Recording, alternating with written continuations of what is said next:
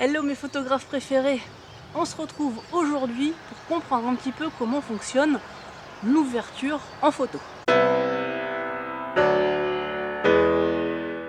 Comme vous le voyez, je suis de nouveau dehors, je profite du temps, au moins qu'il ne pleuve pas, et à défaut d'avoir de grands espaces autour de chez moi pour vous expliquer l'ouverture, j'ai fait appel à deux amis, comme vous l'avez vu dans l'intro, Wally et sa copine Eve. Donc l'ouverture va avoir deux fonctions principales en photo.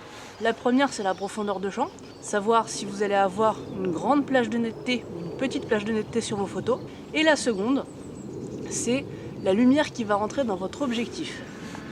Il y a beaucoup de théories, vous allez trouver beaucoup de choses là-dessus, c'est souvent un petit peu compliqué, donc je vais essayer de vous simplifier les choses au maximum. Pour commencer, je vais vous expliquer les numéros niveau ouverture, à quoi ça correspond. Donc souvent sur votre appareil photo, vous voyez F, où il n'y a pas de F, et 1.8, 4.0, 5.6, etc. jusqu'à souvent 22 à peu près. Ça, c'est la valeur de votre ouverture.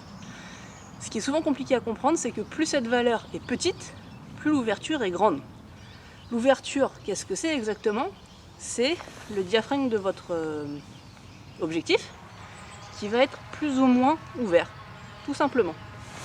Plus l'ouverture est petite, moins vous avez de lumière qui rentre dans l'appareil photo, donc moins l'image est lumineuse. Plus elle est grande, plus vous avez de lumière. Par contre, en inverse, plus votre ouverture a une faible valeur, plus elle est grande.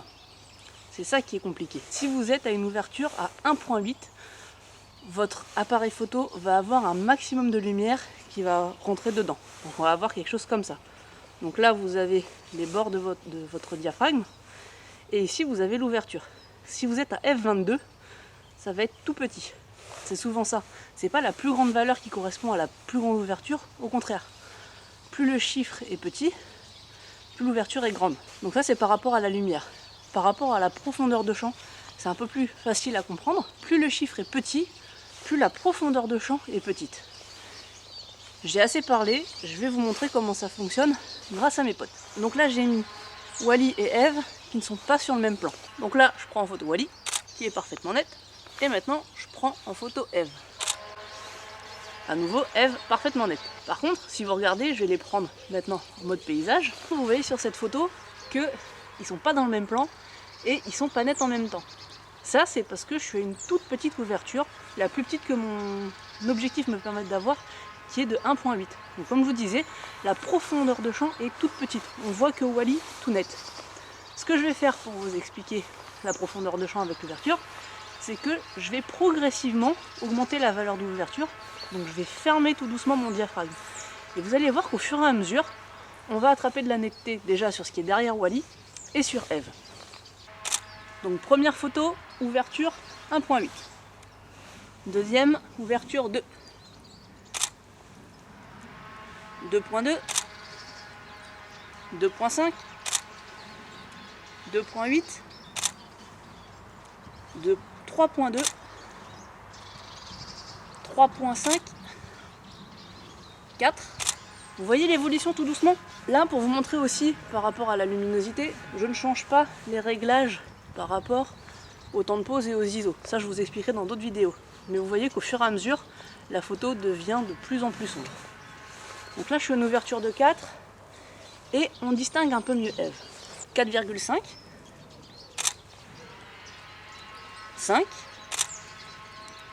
5,6, 6,3, 7,1, 8, 9, 10, 11, 13, 14, 16, 18, 20, 22.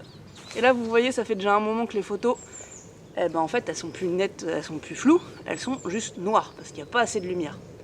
Donc, pour vous montrer ce que va donner un F22 pour avoir bien la netteté, je vais changer un autre réglage et je vous expliquerai ça dans une autre vidéo. Voilà, donc là, on a Wally et Eve qui sont nettes. Donc voilà pour le principe tout bête de l'ouverture. Oui, je sais, mes genoux sont pleins de terre. Ça, pour vos photos de paysage, parce que bon, c'est bien joli de faire des faux portraits avec des petites figurines, le principe de l'ouverture pour les paysages, il va être d'avoir une ouverture la plus petite possible pour avoir un maximum de profondeur de champ, parce qu'un paysage, c'est pas en quelques centimètres, c'est en plusieurs centaines de mètres. Et il va falloir régler d'autres choses, telles que le temps de pause et les ISO, pour avoir de la luminosité. Parce que sinon, vos paysages vont être soit tout noirs, soit sombres, et même en post-traitement, ça va être compliqué à récupérer. Donc je vous dis à très bientôt pour une autre vidéo pour l'ISO et le temps de pause. D'ici là, n'oubliez pas, il y a toujours le sondage qui est en ligne jusqu'au 20 février. Et comme d'habitude, si vous avez aimé la vidéo, mettez-moi un pouce bleu et n'hésitez pas à le dire dans les commentaires.